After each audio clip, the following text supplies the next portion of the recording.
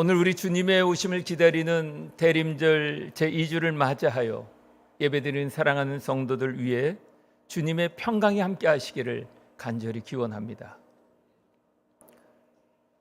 우리 주변에 놀라는 일들이 너무 많이 일어나서 웬만해서는 놀라지 않는 시대를 산다라고 생각했는데 더 놀라게 되는 일이 또 생기는 것을 보면서 이변으로 가득한 삶을 살아가는구나라고 하는 것을 다시 한번 또 깨닫게 됩니다. 제 루틴은 새벽 기도회를 중심으로 이루어진지라 지난 3일 밤도 일찍 잠자리에 들었기에 온 나라가 소유 속에 있었지만 저는 잠을 자고 있었고, 새벽 기도회를 마치고 TV를 켜 아침 뉴스를 통해서야 간밤의 소요를 알게 되었습니다. 처음엔 도대체 밤새 무슨 일이 있었다는 것인지 믿기지가 않아 한동안 그저 어이없이 있다가 실제 상황이었다는 것을 받아들이게 되니 그 밤 그 소요 속 국민들은 얼마나 놀라고 두려웠을까를 생각하게 되었습니다. 슬프기도 하고 아프기도 하고 힘들기도 하고 할 일들이 손에 잡히지도 않고 정말 집중할 수도 없는 시간을 보내다가 겨우 대림절 둘째 주를 준비하게 되었습니다. 이처럼 우리는 때로 혼란과 갈등으로 폭풍 속에 있는 것 같은 시간을 지나가게 되기도 하고 크고 작은 문제로 불안과 염려 속에 살아갈 때가 있습니다. 때문에 평화를 상징하는 대림절 둘째 주에 밝혀지는 촛불처럼 우리는 지금 어느 때보다 평강의 주님으로 오실 주님을 더욱더 기다리게 됩니다. 오늘 두 본문 민수기에서 하나님은 제사장을 통하여 당신의 백성들을 향해 축복을 선포하도록 하시면서 하나님은 평강을 베푸시는 하나님이시라고 말씀하십니다. 또 예수님은 세상에서 줄 수 없는 참 평안을 주시는 분이라고 말씀하고 있습니다. 대림절 둘째 주의 주제인 평화에 대해서 상고하면서 오늘 본문의 말씀을 통해 함께 은혜 나누려고 합니다. 바라기는 오늘 우리들에게 주신 귀한 말씀을 통해 두려움과 염려로 가득한 세상에서 참 평강을 주시는 주님이심을 믿고 기다리는 교회와 성도들의 삶, 가정, 그리고 이 땅과 온 누리에 주님의 평강으로 다스려지는 은혜가 임하게 되기를 간절히 기원해 봅니다. 역사학자들의 추정에 의하면 인류 역사 속에 일어난 전쟁이 약 1만 번 이상이었다고 합니다.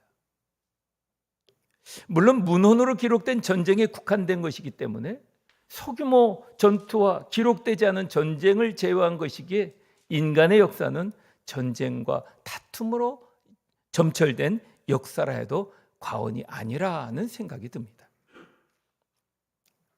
그런데 평강을 잃게 되는 것이 다툼과 전쟁뿐이겠습니까? 개인과 집단 간의 갈등이 폭력으로 이어질 때도 평화는 위협을 받게 됩니다. 권위주의와 억압, 인권 탄압에 저항할 때 일어나는 불안정도 그러합니다. 또 경제적으로도 빈곤이 심하고 실업과 불평등으로 인한 불안과 갈등이 생길 때도 그러하게 됩니다. 또 인종, 종교, 성별, 계층 간의 차별과 불평등으로 갈등하게 될 때도 그러합니다. 기후변화나 자연재해, 환경오염, 생태계 위협으로도 그러하기도 합니다. 개인적으로도 차별과 불평등을 경험하거나 편견과 불신으로 소외되고 관계에 문제가 생길 때도 마음의 평화가 깨진다는 것을 알게 됩니다. 이처럼 우리는 평화를 깨는 것들로 가득한 상황과 환경 속에 살아가고 있습니다. 역설적으로 우리는 평화를 깨트리는 환경과 상황을 극복할 힘이 부족한 연약한 존재라는 것을 깨닫게 됩니다. 그러나 하나님은 우리가 평화가 깨어져 곤고한 삶을 살기를 원치 않으십니다. 평강의 왕이신 하나님은 우리가 평강을 누리며 살기를 원하고 계십니다. 왜냐하면 우리는 거룩한 하나님의 백성이요 하나님의 자녀이기 때문입니다. 그래서 민수기 6장 24절부터 26절에서 모세에게 당신의 백성들을 축복하게 하시며 당신의 백성들에게 지키시는 하나님이라고, 24절에 여호와는 내게 복을 주시고 너를 지키시기를 원하신다, 그렇게 말씀하십니다. 또 당신의 백성들에게 은혜를 베푸시는 하나님이시라고, 25절에 여호와는 그의 얼굴을 내게 비추사 은혜 베푸시기를 원하시며 라고 하시고, 또 당신의 백성들에게 평강을 주시는 하나님이라고, 26절에 여호와는 그 얼굴을 내게로 향하여 드사 평강 주시기를 원하노라 할지니라 라고 하신 것입니다. 왜냐하면 진정한 평강은 평강의 왕이신 하나님께로부터 오는 것이기 때문인 것입니다. 그래서 예수님도 제자들에게 평안을 너희에게 끼치노니 곧 나의 평안을 너희에게 주노라. 내가 내게 주는 것은 세상이 주는 것과 같지 아니하니라. 너희는 마음에 근심하지도 말고 두려워하지도 말라라고 하셨습니다. 예수님께서 이렇게 말씀하신 배경이 있습니다. 14장 1절에서 너희는 마음에 근심하지도 말고 하나님을 믿으니 또 나를 믿으라. 이 말씀에서 알 수 있듯이 십자가를 앞에 두신 예수께서 제자들에게 13장 21절부터 36절에서 이제 예수님은 그들 곁을 떠나신다고 말씀하셨기에 제자들은 불안으로 매우 불안하고 슬픈 감정에 빠져 있었던 상태였습니다. 더욱이 예수님이 지난 3년 동안 동고동락했던 가룟 유다가 배반할 것에 대하여, 그리고 주는 그리스도시요 살아계신 하나님의 아들이라고 고백했던 이 수제자로 세워졌던 베드로가 부인할 것에 대하여 예고하셨기에 제자들의 분위기는 더욱 무겁고 일련의 불안한 사태를 예감하고 있는 것입니다. 때문에 예수님은 그간의 가르침과 예수님과 함께 하였던 사역의 내역을 다시 일깨워 설명해 주면서 당신이 영구히 떠나는 것이 아니라고 말씀하는 것입니다. 예수님은 비록 지금 제자들 곁을 떠나시지만 다른 형태로 계속해서 제자들과 함께하며 그들을 도우고 위로할 것이라는 교훈을 주고 계시는 것입니다. 더더욱 제자들에게 이런 시간이 필요했던 것은 사실 제자들은 아직 세상의 가치대로 여전히 예수님을 정치적 메시아 정도로 지금 여기고 있는 영적 무지 상태에 있기 때문에 그들이 잠들어 있는 영적 무지에 있던 그 상태를 지금 안타까워하고 계시는 것입니다. 그뿐 아니라 제자들은 앞으로 예수님의 증인으로 복음 사역의 중차대한 사명을 감당해야 합니다. 때문에 예수님은 특별히 제자들에게 위로와 용기를 주시며 그들의 영적 상태를 각성시키고자 하시는 것이었습니다. 요컨대 예수님을 믿는 믿음으로 생명과 평안을 얻을 것을 말씀하심으로 제자들이 흐트러졌던 마음을 다시 하나님께로 향하게 하셔서 앞으로 펼쳐질 그리스도의 십자가 사건은 결코 실패나 절망이 아니라는 것을 말해주고 싶었던 것입니다. 십자가를 지고 나면 부활이라고 하는 하나님의 선한 뜻이 드러나게 될 것이기 때문에 성령을 통해서 세상에 줄 수 없는 평안을 너희에게 주노라 라고 약속하고 계시는 것입니다. 예수님은 그들의 곁을 떠나가는 것이 제자들에게는 분리되는 불안의 시간을 맞이하기도 할 것입니다. 그러나 예수님께서 그들 곁을 떠나심으로 새롭게 경험하고 만나게 되는 예수님께서 주시는 능력, 이 능력이 제자들을 성장하고 성숙시키실 것이며 마침내 능력 있는 제자로 복음 사역을 펼쳐나가게 하실 것이기 때문인 것입니다. 사실 제자들은 예수님을 따르기 위해 모든 것을 버렸었습니다.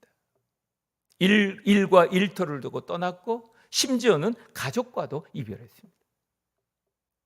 그런데 이제 와서 눈에 보이는 어떤 확실한 증거도 주지 않고 이별할 것이라는 말씀은 그들을 아연실색하게 만들었을 것이라 생각됩니다. 예수님은 제자들이 이런 심정을 간파하시고 그들에게는 예수님의 순환과 죽음이 슬픔과 절망을 의미하지만 오히려 그것이 그들에게 축복과 기쁨이 될 것이라고 말씀하시면서 평안을 너희에게 끼치노니 곧 나의 평안을 너희에게 주노라 라고 하시며 주님의 약속을 꼭 붙들라고 말씀하고 있는 것입니다. 그런데 오늘 본문에서 주실 평안을 말씀하실 때 예수님은 나의 평안이라고 말씀하십니다.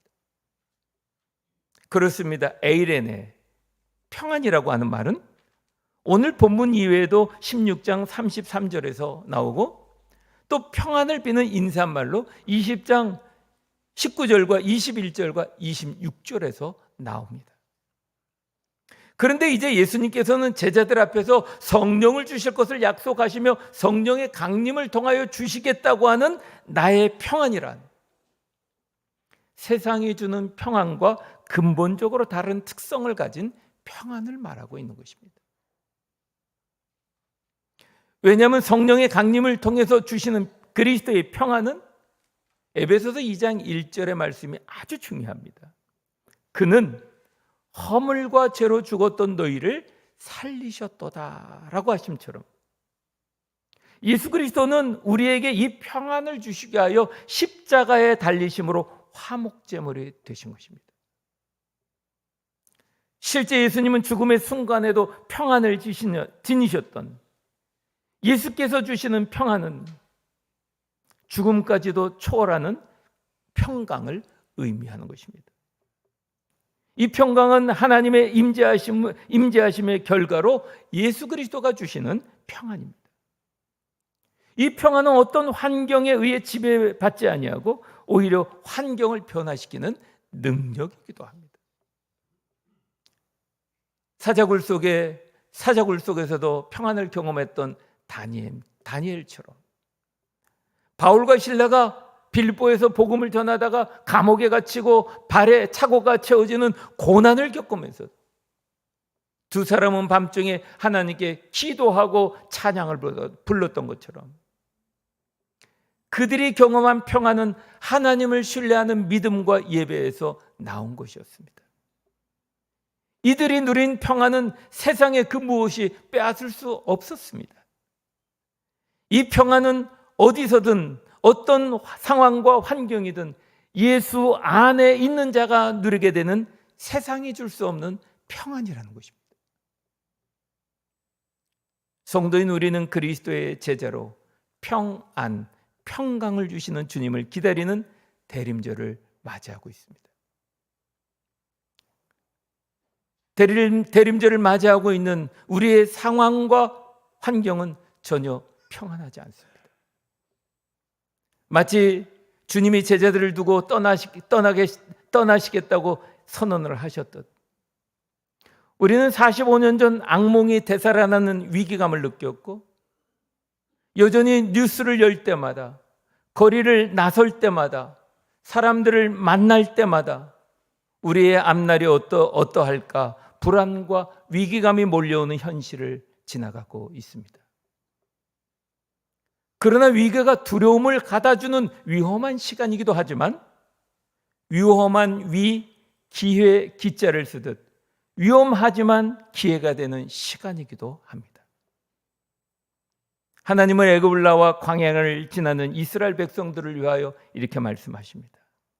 여호와는 내게 복을 주시고 너를 지키시기를 원하며 여호와는 그의 얼굴을 내게 비추사 은혜 베푸시기를 원하며 여호와는 그 얼굴을 내게로 향하여 드사 평강 주시기를 원하노라 할지니라 라고 모세에게 말씀하십니다. 오늘 주님은 십자가 그 구원을 향하여 나아가며 분리불안 속에 있는 제자들에게 아직 여전히 영적 미숙 상태에 있는 제자들에게 사명을 맡기시기 위해 성령을 보내실 것을 약속하시며 나의 평안, 곧 하나님으로부터 오는 세상에 줄 수 없는 평화를 주시겠다고 약속하십니다. 우리는 지금 어지럽고 혼돈들한 현실 속에서 때로는 분노로, 염려로, 불안으로 저마다의 정치 성향과 각양의 가치와 각양의 판단으로 어지러운 우리의 국가 현실을 마주하며 살아가고 있습니다. 국가의 문제만이 아니라 우리의 약함과 질병, 진로와 관계, 여러 어려운 문제로 염려와 조바심과 불안 속에 살아가기도 합니다. 그러나 평화를 상징하는 두 번째 대림절의 촛불의 의미처럼 우리는 평강의 왕으로 오시는 주님을 기다리는 거룩한 하나님의 자녀요 그리스도의 제자들입니다. 주님이 주시는 평강은 그리스도의 십자가 대속으로부터 받은 평강, 하나님의 평강입니다. 어느 이름이 알려지지 않은 어떤 분의 기도문을 읽고 저는 감동을 받아 여러분들에게 소개해드리려고 합니다. 하나님 아버지, 당신은 모든 평화의 근원이십니다. 우리의 마음이 무겁고 불안이 우리를 감쌀 때에도 당신의 평화가 우리를 감싸게 하소서. 세상이 우리를 혼란스럽게 할 때 우리의 눈을 들어 주님의 십자가를 보게 하소서. 주님의 임재 안에서만 참된 평안이 있음을 믿습니다. 우리의 두려움을 잠잠케 하시고 우리의 믿은 모든 길을 주님께 맡길 때 하나님의 선하신 뜻이 드러나게 하옵소서. 아멘. 이라는 기도문입니다. 바라기는 이 아프고 어지러운 시간 속에서 우리는 함께 하나님께 기도함으로 우리 주님의 선하신 뜻이 교회와 성도들의 가정과 삶과 일터와 그리고 이 나라 이 민족 위에 이루어지는 새로운 시간, 새 역사를 써가게 하실 주님을 믿고 기다리는 대림절이 되시기를 우리 주 예수 그리스도의 이름으로 간절히 축원합니다. 아멘. 기도하시죠.